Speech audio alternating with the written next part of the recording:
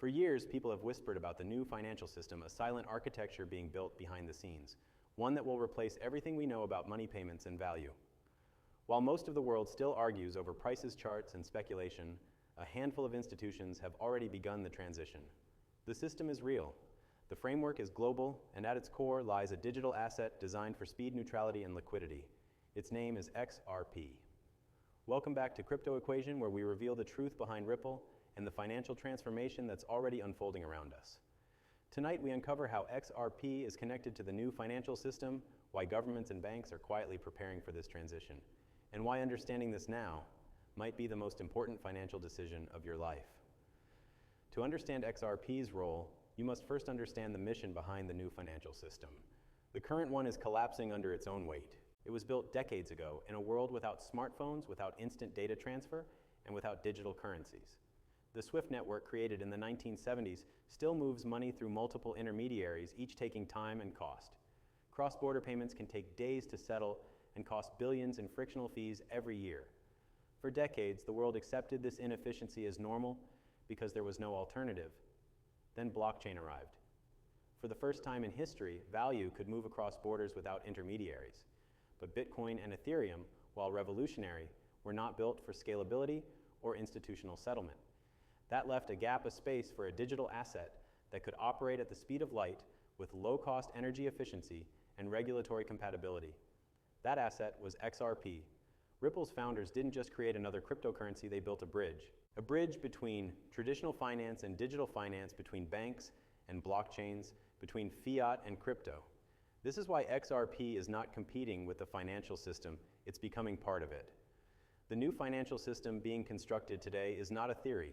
It's being coordinated by the International Monetary Fund, the World Bank, and the Bank for International Settlements. Their reports are public, though few read them. They describe a vision of interoperability where central bank digital currencies, stablecoins, and digital assets operate seamlessly through shared infrastructure. They call it the digital monetary system. Ripple has been at the table of these discussions for years, contributing technology and consultation. The company has partnered with governments in Asia, Europe, the Middle East, and Latin America, providing the infrastructure for instant settlement. The reason is simple. XRP was engineered for this exact purpose. Its transaction speed is 3 to 5 seconds, its cost per transfer is a fraction of a cent, and its scalability exceeds 50,000 transactions per second. But beyond the metrics lies the design philosophy: neutrality. XRP is not tied to any single nation. It can serve as a bridge asset between all currencies. That neutrality is critical for a world where national currencies are going digital. As countries release their own central bank digital currencies, they will need a neutral bridge to connect them. Without that bridge, the global economy remains fragmented. XRP fills that role perfectly. This is why so many institutions are already experimenting with Ripple's on-demand liquidity solution. It allows money to move across borders without pre-funding accounts in foreign banks, freeing up trillions in dormant capital. That's not just innovation, that's transformation. Every time a bank uses ODL, it's effectively participating in the new financial system. The shift is happening gradually but inevitably. Behind the scenes, pilot programs are running in countries like Singapore, Japan, and the UAE. Central banks are testing digital currency interoperability using private versions of the XRP Ledger. Financial institutions are linking payment corridors in Africa, Latin America, and the Pacific. Each pilot is another piece of the puzzle. When those pieces connect, the new system will activate quietly but completely. And when it does, the world will realize that the infrastructure of the reset was built right under their eyes. The truth is, XRP's connection to this system was never hidden, it was simply ignored.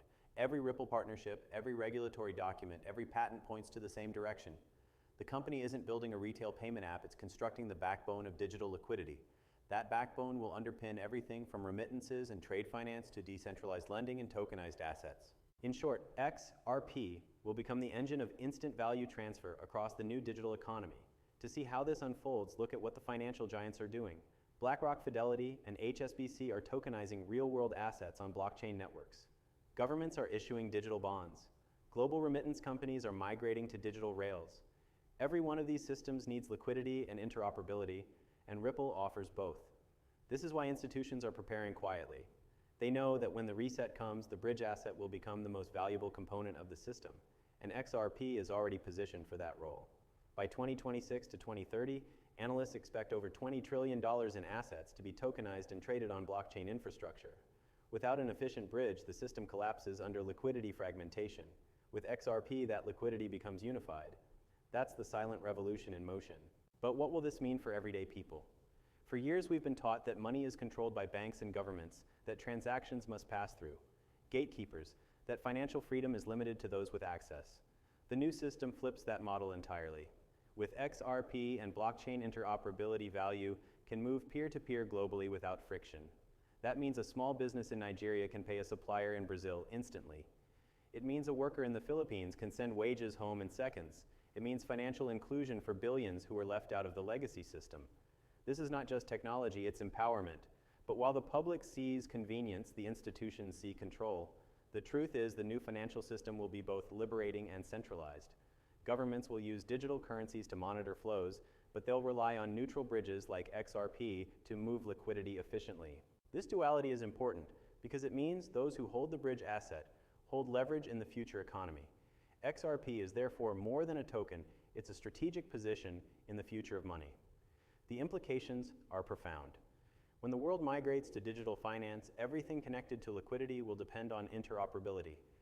XRP's role will expand from remittances to trade finance to cross-chain settlements. And when global banks start operating on this model, the valuation of XRP will have to reflect its systemic importance. The new financial system won't announce itself one day. It's already here, unfolding piece by piece behind regulatory meetings and private pilot programs. Each time Ripple signs a new bank or expands a corridor, another domino falls. By the time the public recognizes what happened, it will already be integrated. This is why understanding XRP's connection now is critical. The early adopters of every major technology have always been the ones who saw the pattern before the reveal. The internet, the smartphone, and electric vehicles all followed this curve. At first ignored, then criticized, then suddenly indispensable. XRP is following the same pattern. The difference is this time it's not just about innovation, it's about sovereignty. Whoever controls liquidity controls trade, and whoever controls trade controls the global economy. That's why this asset matters. It's not about hype, it's about power.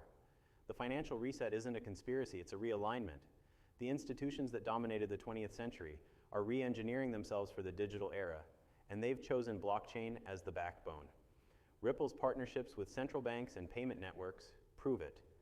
From the Middle East to Europe to Asia, the same message echoes efficiency, interoperability, and instant liquidity. These are not buzzwords, they're the pillars of the new system, as the transformation accelerates the divide between those who understand and those who ignore widens. Most people still see crypto as speculation, but institutions see it as infrastructure. They're not buying coins for quick profits, they're building systems around them.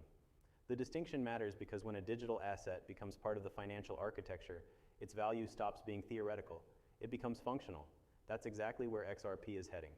Ripple's technology is already solving multi-billion-dollar pain points for banks and remittance providers. In corridors like Japan to the Philippines or the UAE to India, on-demand liquidity is replacing pre-funded accounts and unlocking trapped capital. Each successful corridor adds real-world demand for XRP as liquidity.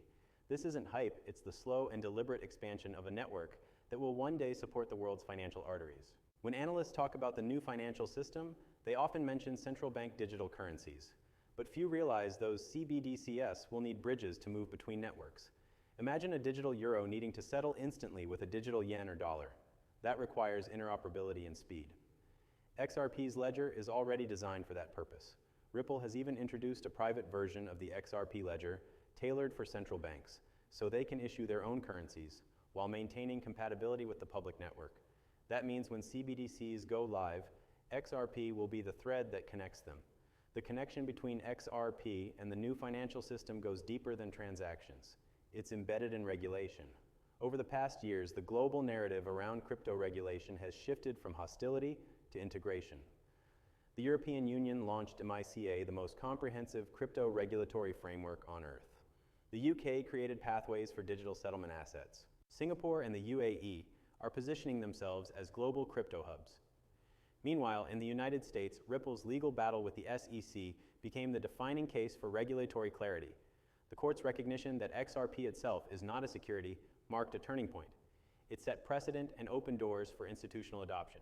This clarity will allow American banks to use XRP under defined guidelines once global frameworks synchronize. That synchronization is what every major financial body is preparing for. When the International Monetary Fund speaks about digital public infrastructure, when the Bank for International Settlements tests cross-border central bank digital currency prototypes, when the World Bank funds digital payment corridors, these are not separate events. They are interconnected steps toward a single integrated system. Ripple's name continues to appear in those pilot programs not by accident, but by design. Its technology is already embedded in the blueprints. The reason is efficiency. XRP settles in seconds, consumes negligible energy, and costs less than a fraction of a cent per transaction. Compared to legacy systems that take days and cost dollars per transfer, the advantage is overwhelming. Banks follow efficiency because efficiency protects profit. The moment they realize they can move money instantly across borders without intermediaries, they will never return to the old way. That's how revolutions happen.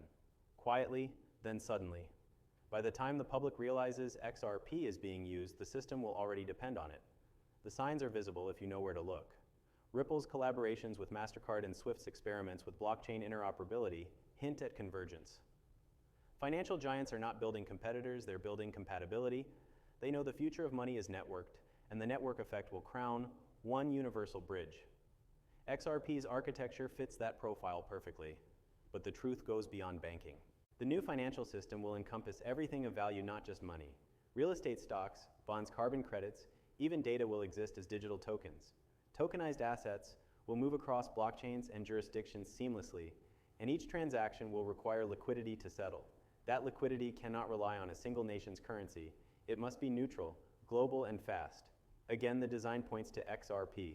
Think of it as the lubricant of the tokenized world, the invisible layer that allows assets to move freely, regardless of origin. As adoption scales, the daily volume of transactions settled through these systems will dwarf anything seen in traditional finance. Trillions will flow through networks powered by assets like XRP. The market capitalization of crypto as we know it will become irrelevant compared to the real economic activity occurring on-chain. In that world, the value of XRP won't be determined by speculation, but by necessity. It will reflect its share of global liquidity demand. That's why long-term investors focus on accumulation during quiet periods rather than chasing short-term volatility. They understand that once the new system reaches maturity, supply will be scarce and demand constant. The price will adjust accordingly, but price aside, what's most transformative is access.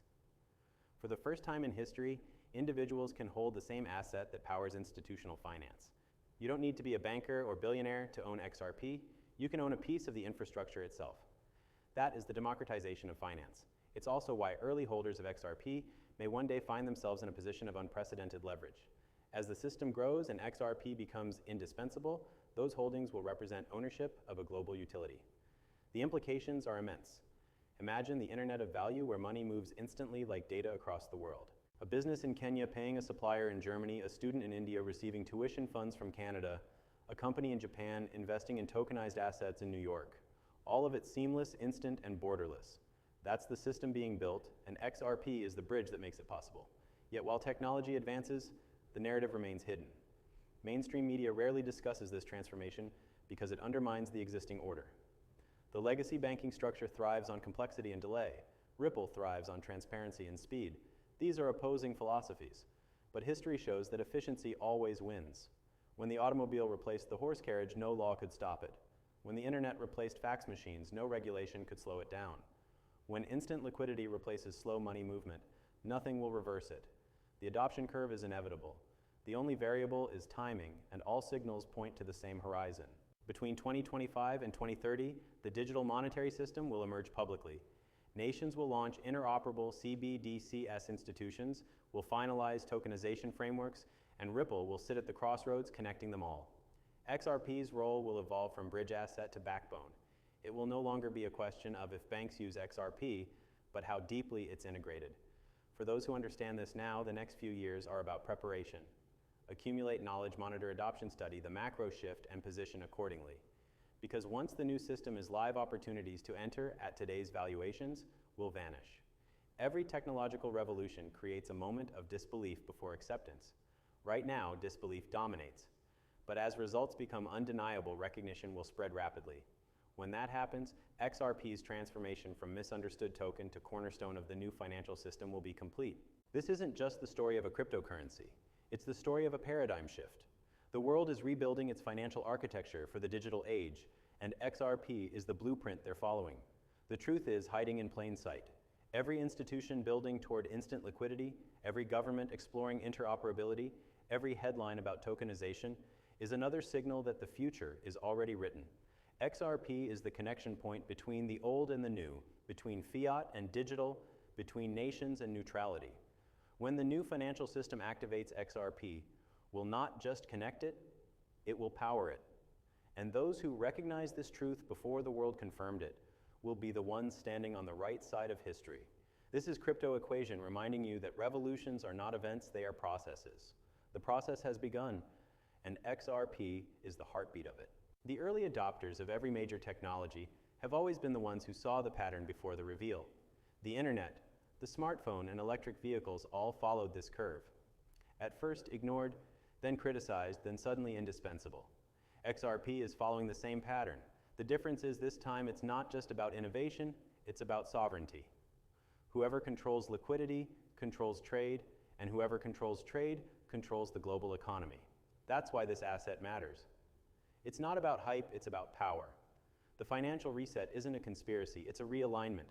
The institutions that dominated the 20th century are re-engineering themselves for the digital era, and they've chosen blockchain as the backbone. Ripple's partnerships with central banks and payment networks prove it. From the Middle East to Europe to Asia, the same message echoes efficiency, interoperability, and instant liquidity.